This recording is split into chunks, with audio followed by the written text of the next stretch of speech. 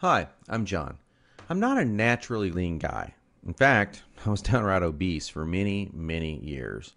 And when I found out that it wasn't my fault, well, that was one of the best days of my life.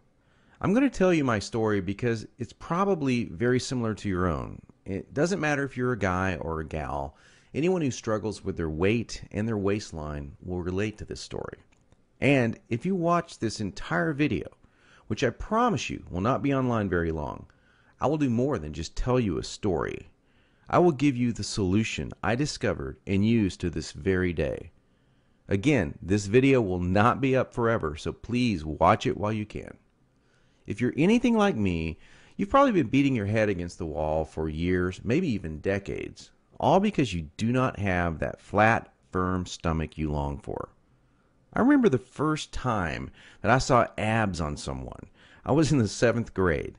We were in the locker room after a football practice. Now, I knew my friend Joy had that body, the one that girls loved and that the guys wanted to have, but I never knew he had that great abs. I mean, a firm, super tight midsection that just made me want to go home and do 1,000 sit-ups. And guess what? I did. I was really sore the next day, so sore I couldn't even practice. Now, you know the look of what I'm talking about. Hardly any fat around the waist, great lines of tasteful muscle tone where most people carry those rolls of flab. And when Joey tucked in his shirt, nothing hung over his belt. Now, here's what struck me as very strange. Joey never did sit-ups. He never worked his abs at all in the gym, as a matter of fact. He was always working out, but I never once saw him do so much as even look at his abs. Now, many years later, as my stomach grew from a soft 33 inches to an obese 48 inches, I started remembering that first encounter with a fantastic set of abs. And you know what I did? I blamed it all on Joey's genetics. He was obviously born that way. That was the only answer. That's what I kept telling myself. Sure, Joey had great genetics. No one else in the locker room had those abs, that's for sure. But come on, I was lying to myself. Now, I'm an honest guy, so admitting this was very, very difficult.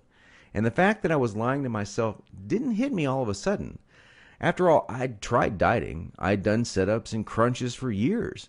The only thing I managed to do was pull my back muscles and trim my waistline by about an inch, maybe 2 at the most, but not an ab muscle in sight.